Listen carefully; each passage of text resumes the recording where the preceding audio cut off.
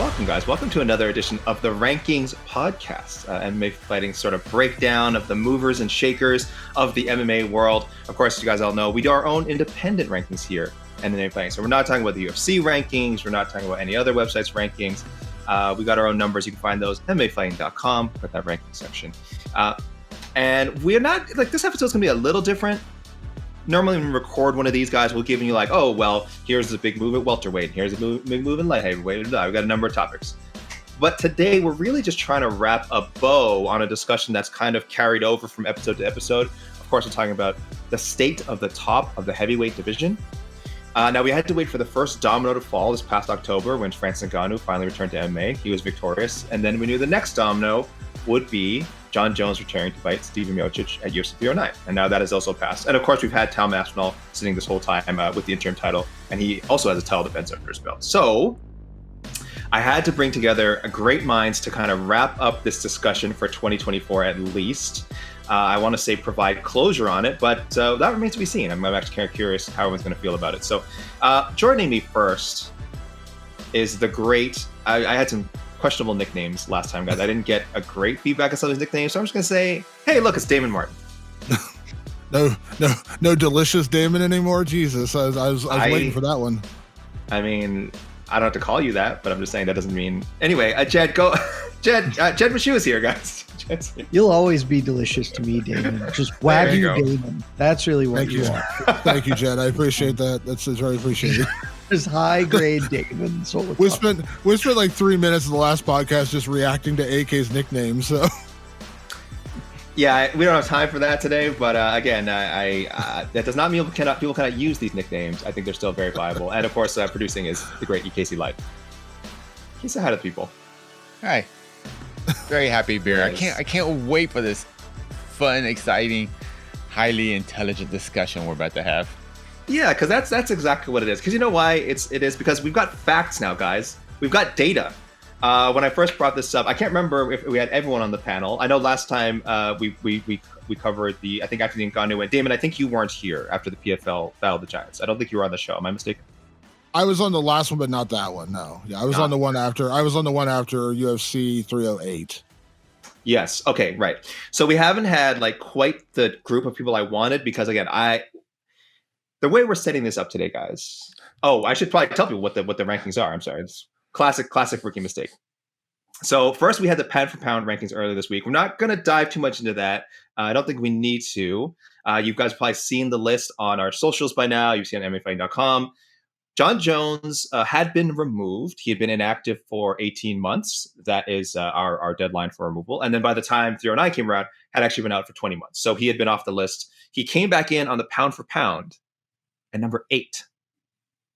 Nobody tell Dana White. Dana White has probably had him he's had him at number 1 this whole time, never took Jon Jones off. Jon Jones is victorious, made great short work of Stipe Miocic, and so he probably stays there for the UFC. For us, back at number 8, behind, of course, Tom Aspinall, Dricus du Plessis, Bilal Muhammad, Alexander Pantoja, and our top 3, Alex Pereira, Ilia Topuria, and Islam Makhachev. So pretty far down the list. I imagine we'll get some reactions to that. But really today I want to discuss with Damon and Jed here the heavyweight rankings, because surely you guys must be thinking Jon Jones at least has a case to be the number 1 heavyweight. He is the undisputed UFC champion, according to the promotion. And he's still never lost. He's only fought twice at heavyweight, but he's got this undefeated streak going back ages now. He came in, our consensus vote here, he came in at number 3 in the heavyweight rankings. He's behind Francis, and he's behind our number 1, Tom Aspinall. So I'm not going to just go and ask, how do you guys feel about it? I want to tell people we are each going to pick one of these fighters. Well, I should say I picked for them. And we're going to make a case. Why is this guy number 1 right now? Francis Ngannou coming over a win over Hernan Ferreira. Tom Aspinall coming over a title defense against Curtis Blaydes. And Jon Jones having just beaten Stipe Miocic. So, Damon, we're going to start with you. We have assigned you Jon Jones. Now, I will tell people you do not have Jon Jones number 1 in your rankings, but you do have Jon Jones higher than the rest of us. You have Jon Jones at number 2. Now, leading up to this card, Damon, I wasn't sure. I can't remember if you had said in a previous show your plan was to return Jon to the top no matter what, but that would have been like months ago. A lot has changed since then. So I know you have him number 2, but make a case. Why can Jon Jones be considered number 1? Well, so again, this is twofold of the whole rankings conversation because my rankings are typically more based upon wins and losses. It's not really as much based upon who I think would win fights. But I did inject a little bit of the Jed Meshew formula in here, which is, who do I think would win if these two guys fought each other, skill for skill, and that does tend to kind of play a bit into Jed's rankings. I don't want to speak for Jed, but I think he would back me up and say that's plays a factor in his ranking. So I kind of took a little bit of both in this particular ranking. Again, I had Jones at number 2, not number 1. But I think when you look at Jones' 2 wins, now Stipe's wins means less than the Cyril Gahn win at this point because Stipe, 42 years old off 4 years, all-time legend, absolutely. Probably not the same Stipe that he was in 2017, 2018. So I think we can all recognize that watching that fight on Saturday night. But I think the Cyril Gahn win is still very, very good in the way he dominated him and finished him so quickly. And again, Cyril Gahn is still ranked very highly by everybody, and that's everybody's rankings, not just ours. Like, our rankings are the best, of course, but he's ranked top 3 or 4 by pretty much everyone universally. And Jones ran through him in 3 minutes, and that's better than Francis did against him. That's better than anyone has done against him. So that, to me, it was really just about him being active again. Does taking out Stipe the way he did impress me? I mean, to a certain extent, he still has to go out there and do it. He did it, and it wasn't that close of a fight, but again, he's active again. And so Jones having that dominant win over Cyril Gahn is one factor. And the other one is the Jed Meshew factor, which is if these guys fought, who do I think would win? I'm less on board with Jones beating Aspinall, although I would still probably pick him to beat Aspinall right now. But I'm much stronger of a case to believe that Jones would beat Francis because Francis doesn't really have the wrestling, doesn't really have the grappling as much as Jones does. I think if Jones took Ngannou down the way he took Stipe down in that first round, I don't think it makes it out of the first round. So that's a little bit of my base right there. So yeah, that's where I would put Jones there. Again, I have him number 2 technically, but if I was going to make a case for number 1, I would say based upon the Cyril Gahn win, which is super impressive the way he did it, and then you take in the factor of who would win these fights. And I think he would be favored pretty heavily to beat Francis. And even though I have Tom number 1, I would still probably lean Jon to beat him right now. Will that change a year from now or if they ever fight? I have no idea. But right now, I would put Jon Jones there. I don't want to turn this to a full-on debate, but we can certainly have some rebuttal. Jed, before we get to without jumping, right into why your guy, who we're going to talk about in a second, is the best. What are some of the holes you would have in Jones's resume as far as him being number 1 at heavyweight? Well, I ranked Jon Jones at number 3 at heavyweight, and I did that almost exclusively because I did not want to have the fight that I sort of thought would come if I did that. Peeling back the curtain, let's just, a little inside baseball here for the listeners and viewers at home.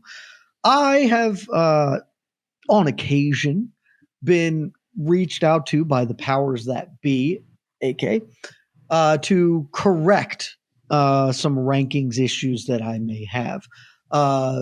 Just ballparking it. Let's say I didn't rank Brian Ortega because he sucks and I don't like him. And AK was like, you have to rank Brian Ortega. Wait, hold on. Okay. You didn't want to rank him after what fight? I think it was after the Yair Rodriguez fight, but after he beat him. It wasn't after that. It was after that fight, but I pulled him from the rankings when he all the shenanigans at whatever that was, UFC 300 or whatever. All the Diego Lopez shenanigans happened where he blew weight, then pushed the weight back, then still couldn't compete because he got sick from the weight cut and was specifically saying, I'm going to fight at lightweight now. I was like, then fine, you're out of my featherweight rankings. But ultimately I acquiesced. I put him back in. I felt that I may have something similar happen here if I didn't have Jones near the top. Certainly no one's going to tell me I have to rank him number 1, but to put him beneath an Alexander Volkov, Curtis Blades. Hold on. How low would you have gone if you hadn't had this hypothetical conversation with us? I would have put him at 7. My God. If I was being all the way 100% true to myself. And for like a very clear reason here. He has not done anything in this weight class. And that's like, it is that to me entirely. I believe I'm less confident, frankly. The Jon Jones I watched compete at UFC 309 I'm gonna guess he would beat most top 15 heavyweights, but the Stipe Miocic that he beat at 309, I do not think I would pick to beat anyone I currently have ranked at heavyweight. And if it was anybody, it would be like, is Tai Tuivasa ranked in our rankings? Like maybe he beats Tai, and I wouldn't even feel massively confident. I take, and I mean this with all sincerity, nothing from that win. I said it in the lead up that this was a meaningless fight. And when they fought, I felt confirmed in my beliefs that Stipe Miocic is a dude who's been out for 4 years and was retired and is 42 years old and simply isn't at the level of competition anymore. And that is what my eyeballs showed me on Saturday night. And that is a meaningless win in terms of the heavyweight picture. If you want to say it's a legacy win and all time, sure, you make that argument. To me, it is the same as if he beat Fedor. Terrific. No one cares. And so his heavyweight resume is entirely built upon Ciryl Gane. Good win, unbelievably good performance. I'm not taking this away, but I currently have Gane ranked 8 because Gane has been so inactive the last couple of years. He hasn't fought in over a year now that he is starting to move down because I do favor activity to some extent as well. And so I would have Jones in front of Gane. And like I think to me that is the big argument to placing Jon Jones at number 1. If you want to do it because he is the UFC champion and you just think that the undisputed UFC champion gets it, okay, I think that's a flawed methodology. If you want to do it because you think he'd beat every heavyweight out there, I think that is a better methodology, though I would disagree with the point. But you can't put him at number 1 based on accomplishment in this weight class. Not pound for pound, not all-time great.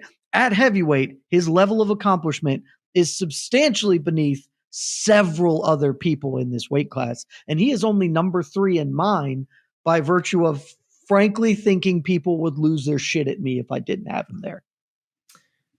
That's a good point. I think there's a part of you, Jed, as well, that knows you've made the right decision. I think when you landed at number 3, you know you've done the right thing. I do not. We're in agreement. We're in agreement. And that can't be wrong, I think, is what they always say. Because I would like Damon said, I would also factor in the Jed Meshew, theoretical fight. I would weigh that as part of it, and I would certainly I'm looking at your list. So if you had put him down at 7, he would have been behind Curtis Blades, Pavlovich, and Volkov, like all good fighters. But I would pick Jones pretty comfortably over all those guys. I still think Curtis Blades is a really intriguing matchup, but I would comfortably pick Jones to beat all those guys. So that's for me why I think putting him at 3 was easy. Like that was the easy spot. But I can understand why you might be conflicted based on the pretty non-existent body of work in the division, if we're being realistic. I would pick him to beat all those guys. I would not confidently pick him to beat. I would confidently pick him to beat Jailton Almeida. I really, really feel very confident Jon Jones would beat Jailton Almeida. Mm-hmm. And I believe he would beat Curtis Blades. I'm fairly confident, though I've always thought that would be an interesting matchup, if nothing else. Pavlovich probably beats him. I feel okay about it. Volkov, I don't know, man. Yeah, Volkov's a tough one. Yeah. Volkov might be a really tough matchup for him just stylistically because John wants to do point fight karate guy against a dude who's 8 feet tall. And if he doesn't shoot the takedowns, Volkov's actually pretty good at defending those. Not great, but I would pick him to beat all those people. The higher up my rankings go, the less confident I would be in him beating them. And just to throw this out there, and I actually totally respect what Jed's saying about we're even ranking him at 7 because you have Ciryl Gane at 8. Now I disagree with Ciryl Gane's ranking because Ciryl Gane has a dominant win over Volkov. I think he's going to beat him again in about 3 weeks. He has wins over Sergey Spivak.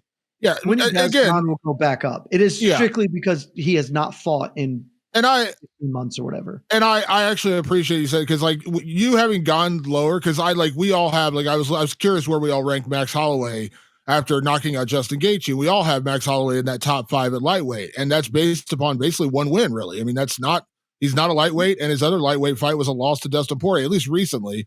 But we all put him in that top 5, and rightfully it's based on one win, but it's rightfully so. I respect you saying that you put him above Ciryl because you have Ciryl ranked lower. I have Ciryl ranked higher So that was me saying, like, I can't put him lower. And I did the eye testing where I think he would beat Francis. So that was kind of like the,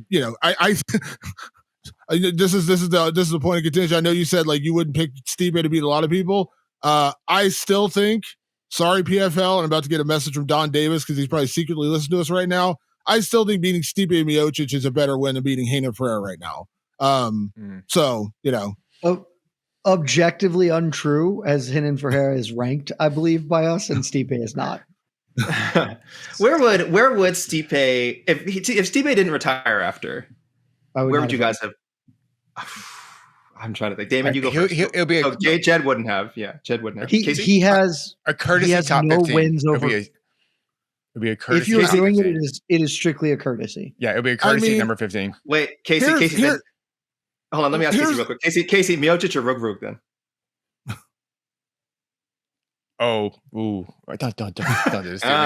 Don't do this to me. Not so easy. Not so easy to give that courtesy. That number 15 spot, is it now? With beautiful little Rug sitting there, is it?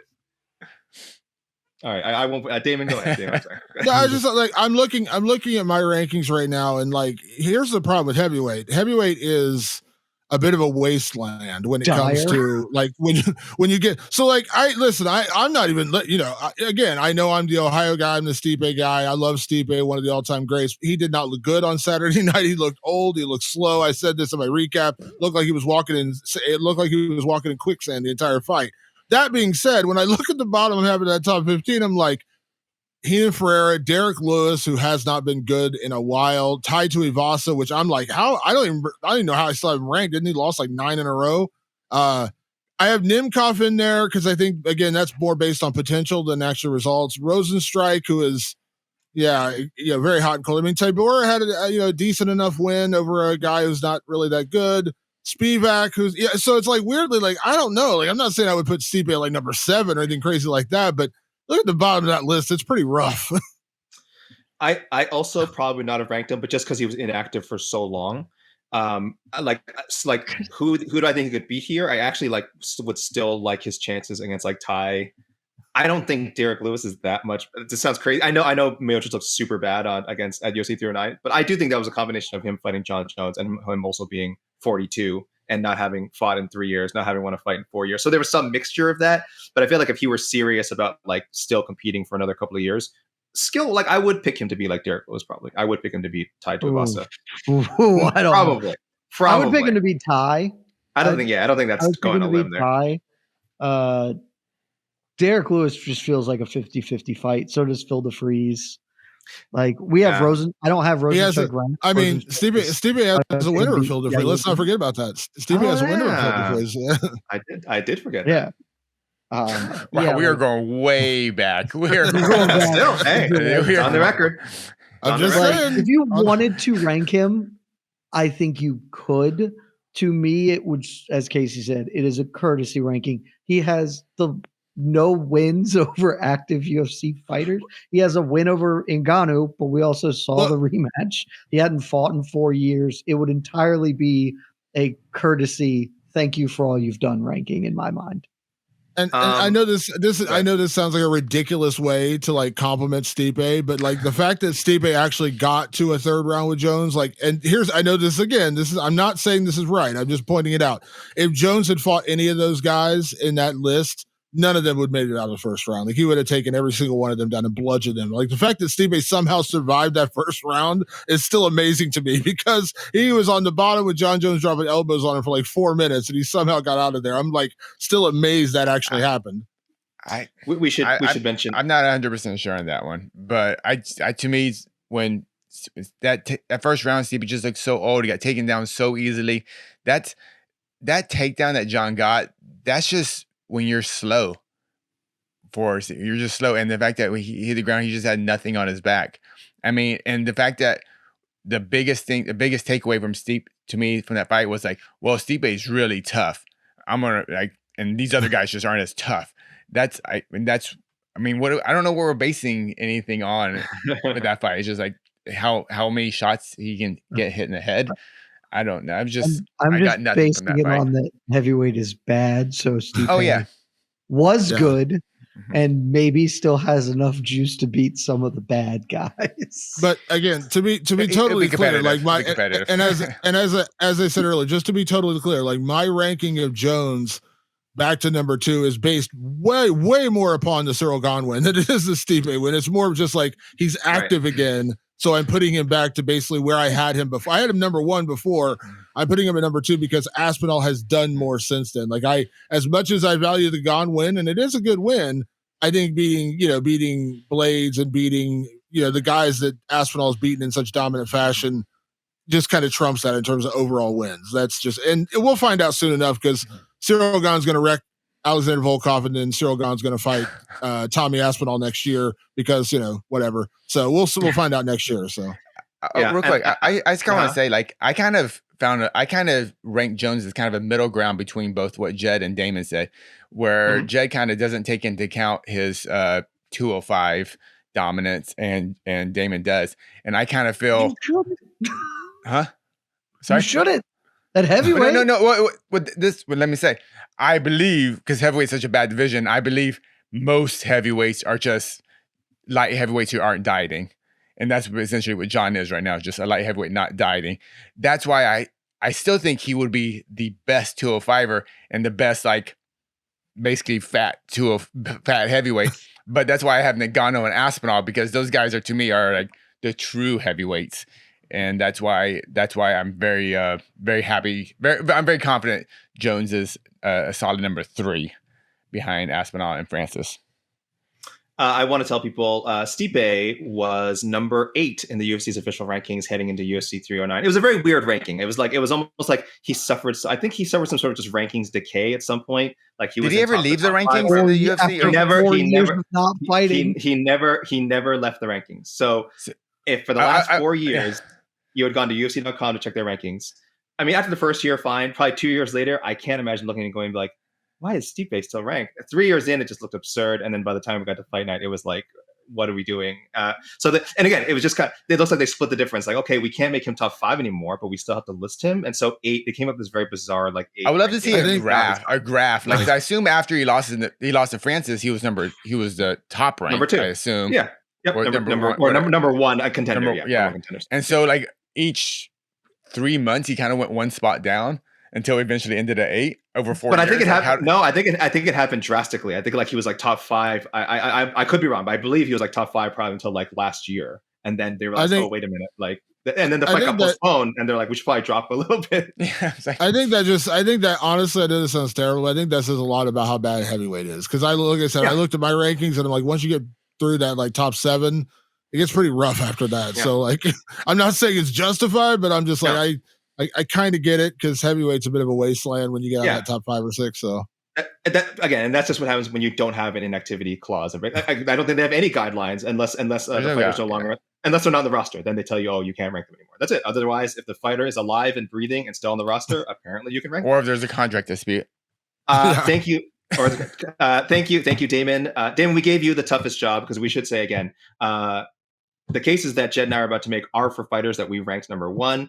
Damon did have Aspinall number 1, but he had Jones the highest, number 2, so we had him be our Jones man. He's a big Jon Jones guy.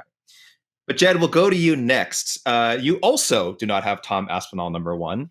You have one Mr. Francis Ngannou, the lineal heavyweight champion of MMA.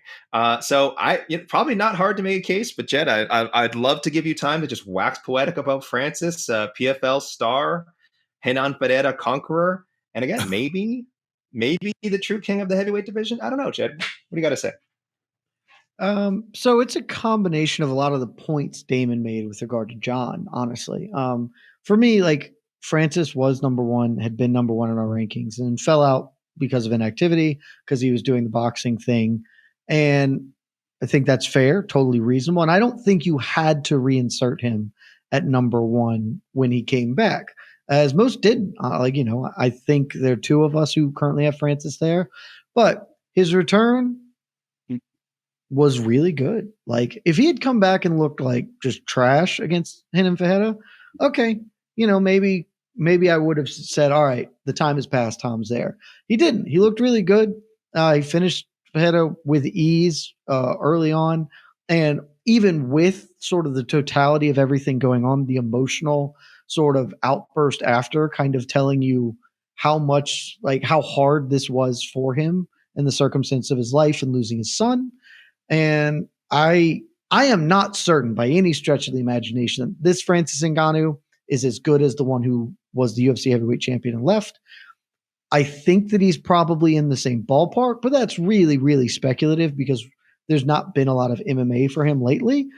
But ultimately, if you know, to Damon's point, I do tend to rank on who do I think wins the fight. If you matched up Francis against anybody, I think I would pick him. I would not feel confident doing it, but I would pick him against Jon Jones, particularly after UFC 309, where I thought Jon, frankly, looked old and slow as well.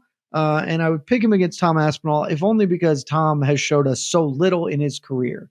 It is exclusively first-round knockouts, and Francis Ngannou is very durable and has a lot of ability as well. And so I don't know if, Tom gets hit. I don't know if he can get hit by Francis and be okay.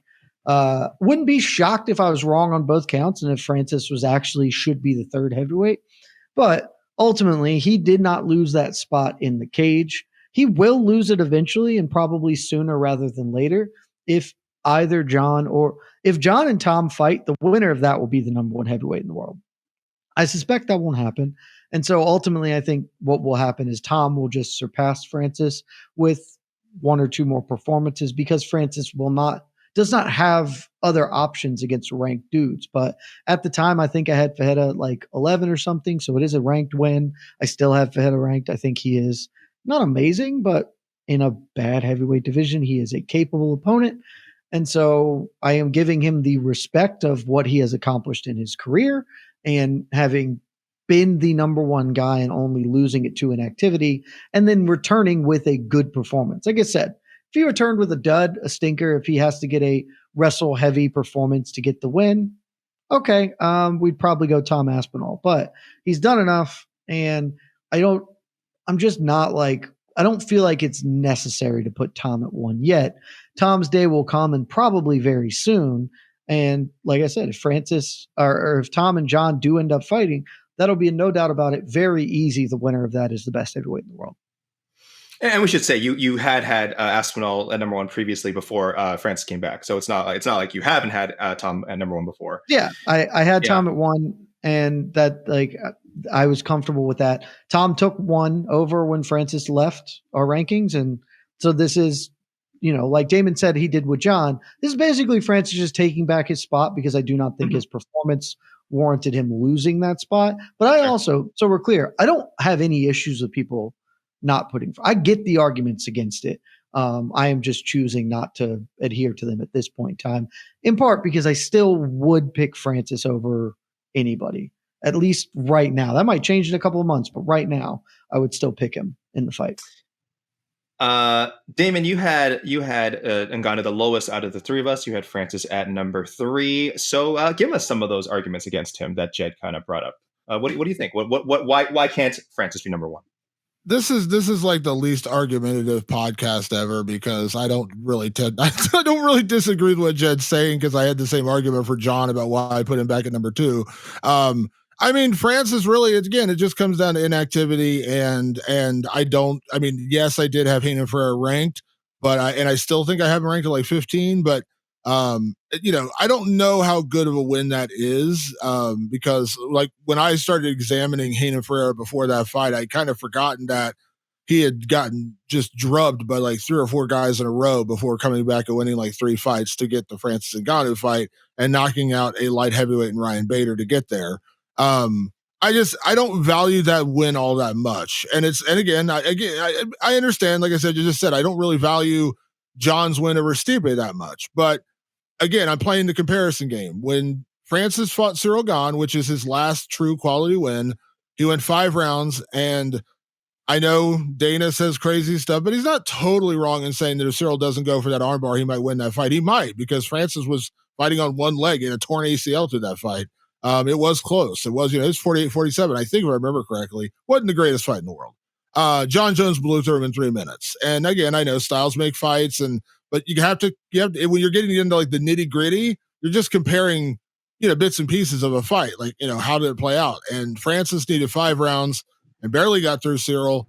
Jon Jones needed 3 minutes and tapped him out. And it wasn't close before that. Jon took him down, was dominating him, and then got the guillotine and choked him out. So that's really where my argument goes with Jon over Francis, just doing the comparison of the one opponent they have in common. And again, because I still think Cyril Gane is pretty good in the heavyweight division and probably will be the guy to get the next title shot if he beats Volkov at UFC 310. So that's really it. Again, but I'm not, this isn't like an impassioned plea of saying, man, you're so wrong. I'm just like, yeah, I get it. Like, I don't really have an issue with when Francis came back, I put him at number 2. And the only reason I did that is because Tom Aspinall, to me, has more quality wins in a row over the last 2 years, whereas Francis had been off and then came back and boxed for a year. So he's basically had 2 years of inactivity in MMA. So that's why I put him at number 2 and not number 1, because Aspinall had more quality wins. So it's kind of the same thing here, where it's just it really gets down to that one fight. And to me, Jones beat Cyril better in more dominant fashion. So I put Jones ahead of him. All right. Jed kind of already explained that it's very likely that Francis just is going to kind of gradually slide out of the spot. But I want to quickly ask you guys, is there a way he can hold on to that spot outside of the UFC and without both Jones and Aspinall suffering some dramatic drop off? Is there a path that he can make to retain the number 1 spot? Not forever, but let's say by the end of 2025, is there fights he can get that will be okay, he's still number 1 by heading into 2026? What do you guys think? Either of you? I'll say this: he kind of, unfortunately, Francis to me is falling into Patchy Mix territory. I think I had Patchy Mix ranked number 1 at bantamweight for maybe 1 ranking cycle, and then Merab won, and then Merab beat O'Malley. It just got too bad. I couldn't continue to put him at number 1. I think I dropped him down to number 3 or 4 now, just because. And I think Francis is going to suffer the same fate. I think the only way Francis, I know this sounds terrible, he's going to have to fail into number 1. And what I mean by that is Aspinall would have to get wiped out by Cyril Gane, and Jon Jones just eventually falls out due to inactivity, which I think we all kind of imagine is probably what's going to happen, because he could fight Alex Pereira tomorrow. I'm not gonna care that much as far as heavyweight goes. But yeah, he would almost have to fail upwards because other guys lose. Because Dennis Goltsov and Alec Pope, was it Oleg Popov? What? Popov, come on. Yeah, he's just Popov, he doesn't have season, baby. We popping off in here.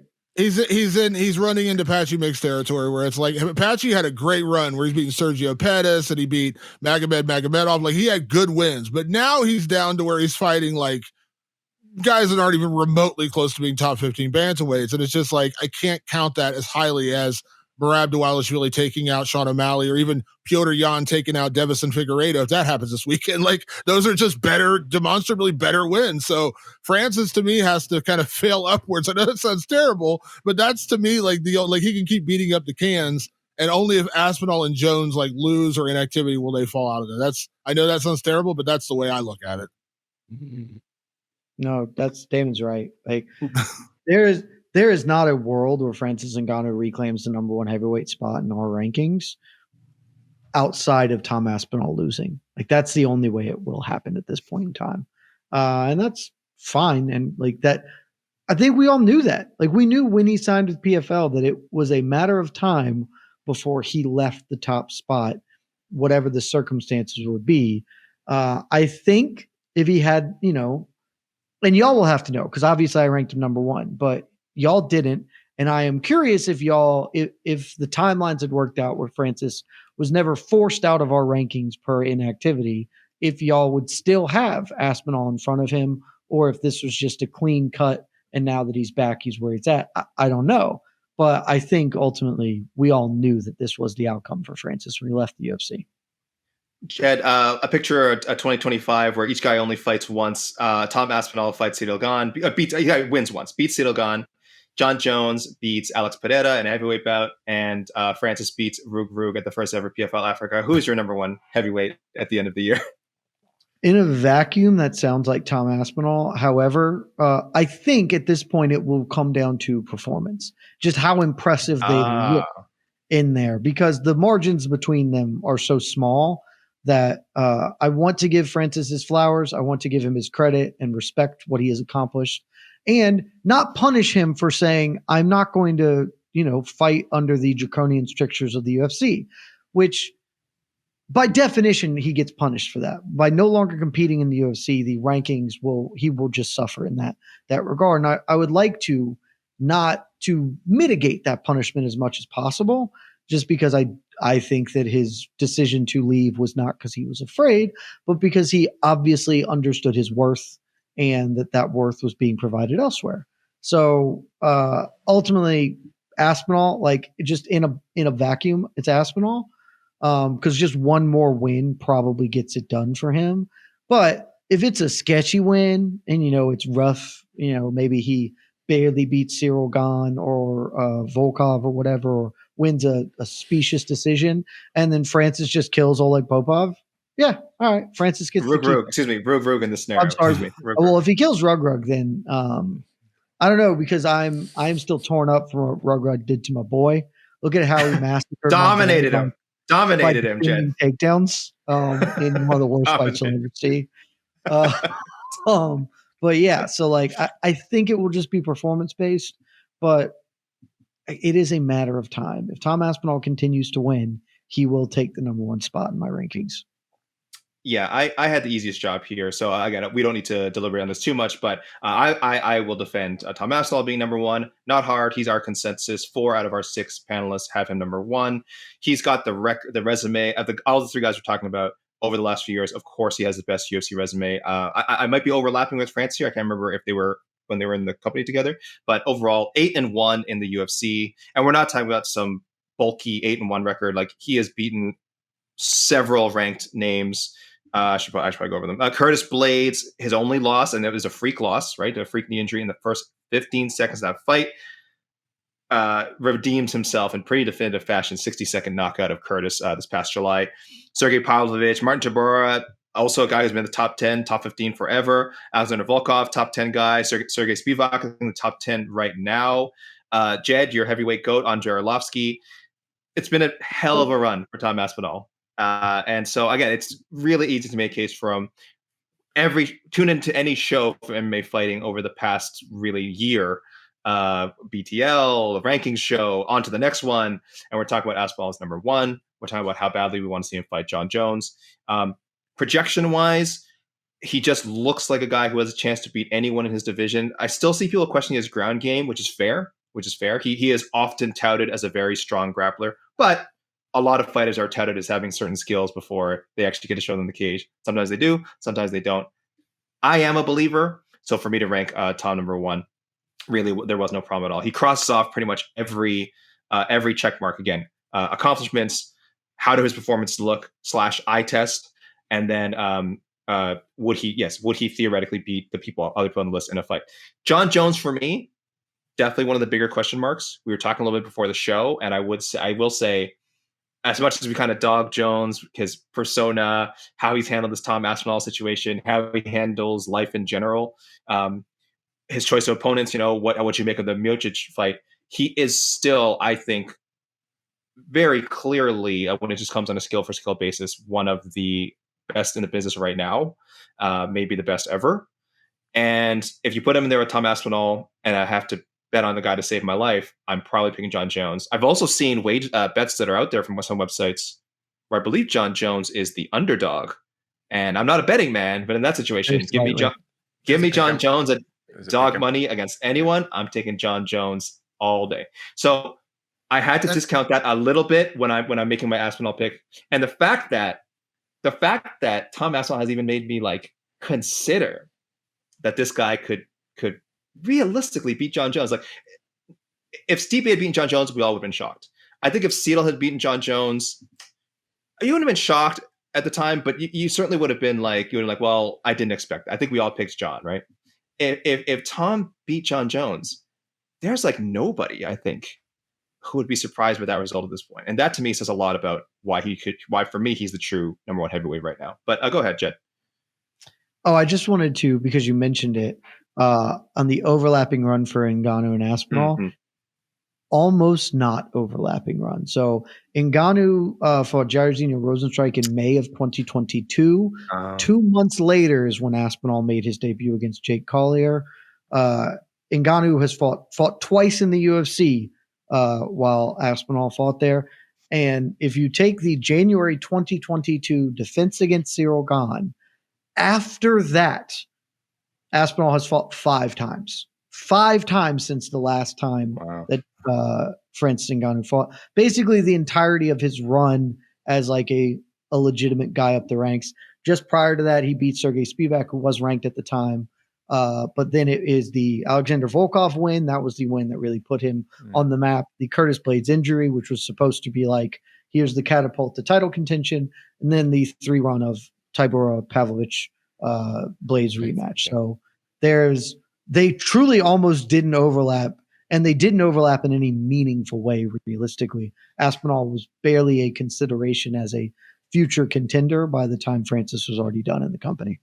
Yeah, and that's certainly true of Jones as well, who again has only competed twice in the last like 4 years. So we really haven't had a chance to look at each guy's career like alongside each other. Like you can compare them, but it is kind of funny that there was no overlap there. But sorry, Damon, go ahead. And to that point, you make AK about like the fight itself. Like I just said earlier, like if you put them in a cage together right now, I would probably pick Jon Jones to beat Tom Aspinall, mostly because there's just a bigger body of work to judge by. Because I think Tom Aspinall is absolutely legit.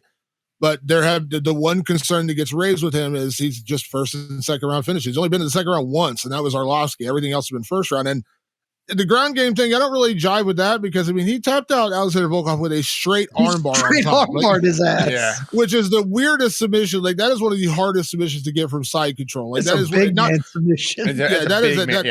Big boy. Yeah. So I don't question, but listen, like it or not, I do wonder, like, does he have the gas tank? Could he go into a dogfight in the 4th, 5th round? I don't know. I mean, I think he's that good, but there's just not the body of work. And I know Jones hasn't done it at heavyweight, but there's just enough body of work at Jones in general to say we know how talented and good Jon Jones is at his best and at his worst. We don't know that about Tom yet. We just don't. Like, we don't know. Like, what happens when he gets tagged and put down? Can he come back? Can he have a bad night at the office and win a 5-round decision? So just little tiny things like that have me kind of like leaning Jones in terms of like matchup wise. But the thing with Aspinall, and again, I know I'm the Jon Jones defender here. The reason I still have Tom Aspinall number 1 is when you look at his resume. I mean, again, I'm not saying Sergey Spivak's amazing, but Sergey Spivak's looked pretty good lately. And he, beat him in 230, taps out Volkov with the straight armbar, and Volkov's been on a good run. Tybura is that's a pretty good win. Not great, but pretty good. Tybura's been a top 10 heavyweight for like almost a decade at this point. Yeah, and like Pavlovich, I know Pavlovich lost the stinker to Volkov, but before that, he was doing what Aspinall was doing. He's knocking everybody out. And then we all know I'm like the Curtis. For years, I've said Curtis Blades. I've given up that dream, by the way, that Curtis Blades is ever going to develop in that, because when it comes into big fights, his fight IQ goes flying out the window. But it's still a great win to beat him in a minute flat. So yeah, I still put Aspinall gets the nod for me because he's the accomplishments. But one-on-one, I still lean Jones. Like right now, just based on their body of work, I still lean Jones in terms of a fight. But you're basing it because Aspinall is so good that no one's gotten to the 3rd round with him.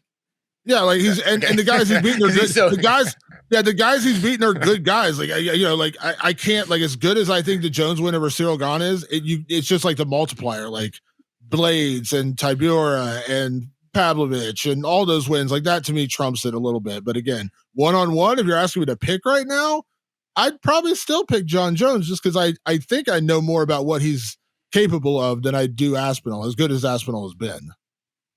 Aspinall is so good, Casey, that he retired Jon Jones without ever actually fighting him. So, say what now, John? Don't be scared. I think AK might be trying to talk. Oh, that's why you guys weren't stopping. I was trying to interrupt you, and I was like, "Why are they not listening to me?"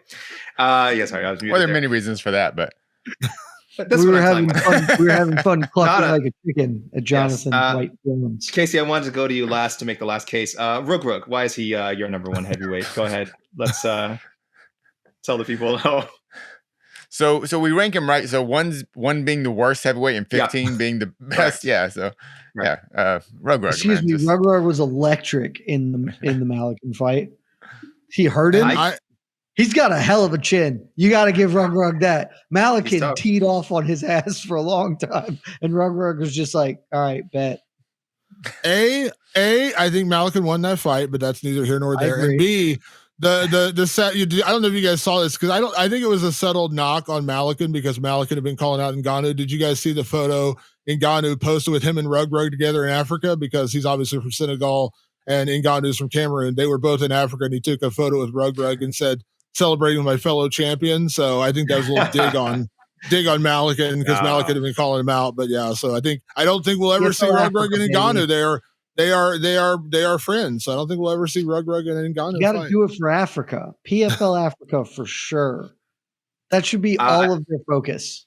They have to do it. They have to. This, if there's any good to come from this screwy decision that poor Malakin had to take, it has to be leading to Rug and Francis. Casey, I'll tell people now. You are the other panel. We have two panelists who voted Ngannou number one. One was Jed. The other was yourself. Did you hear anything today that maybe like swayed your opinion in another direction? That made you say, maybe I should have voted Aspinall. Next time we do the rankings, I'll do Aspinall. Or maybe next time I'll do Jon Jones. Anything? I honestly have. If I had a 1A, 1B, I think Aspinall and Ngannou are right there. I'm very confident in my pick as Jones number 3, more than anything. Yeah, it sounds crazy to say it. Again, we'll remind people. I'll do a quick recap right now. We have Jon Jones number 8, pound for pound, number 3 on our heavyweight rankings. So again, a lot of people aren't going to like it, but one reason we do. Guys, one reason we do these independent rankings. Jon down the pound for pound. Jon, we don't want to get people. If you want to know, 5 out of our 6 panelists put Jon back at pound for pound, and someone didn't. You can go to MMAfighting.com. I am dragging him to the bottom of the ocean like a rusty anchor. I was honestly shocked he was still 8. When I knew you weren't going to put it, I'm like, oh my gosh, is the math going to make Jon fall out of the top 10? And like, then we're really going to have some explaining to do. But I think 8 just felt right, and conveniently 1 spot right behind Aspinall, which I thought was hilarious. So I'm like, this is it. This was meant to be. What's really hilarious is for all the just nonstop complaining that Dana White does about Jon Jones not being number 1 in their pound for pound rankings, and Jon Jones puts out the tweet saying number 2 at 37. That's pretty good. Like, he doesn't care, and like the Ngannou thing, like. I think I know Francis decently well. I don't know him great. Like, we've interviewed a bunch of times, but like, I'm sure he's looking at the rankings right now and just falling asleep on his piles of money. So like, I don't think he really cares that he's number 2. Like, yeah. And you know what? If he loves being number 2 pound for pound at 37, Jon, guess what? Number 3 at heavyweight, that ain't bad either. So not bad. I want to thank you're a light heavyweight. I want to thank Jed. I want to thank Damon. Of course, I want to thank Casey for joining me on this week's episode. I think we did it, guys. I think we finally, after like this is like a 3-part discussion, I think we finally settled who the number 1 heavyweight is. So you don't even need to say it because everyone listening is like just nodding their head, like, oh yeah, we know what conclusion they came to. So yeah, it's assumed. Rug. So it was. Don't say it. Can I do it? Because I've never done it before. I've never done it with Tommy Aspinall. Tommy Aspinall. Again, I didn't say anything. So thank you, gentlemen, for the discussion. Thank you, everyone, for tuning into the Rankings Show. And remember, whether you agree with us, whether you disagree, you guys are always ranked number 1 in our hearts. We'll see you next time. Behind Rug.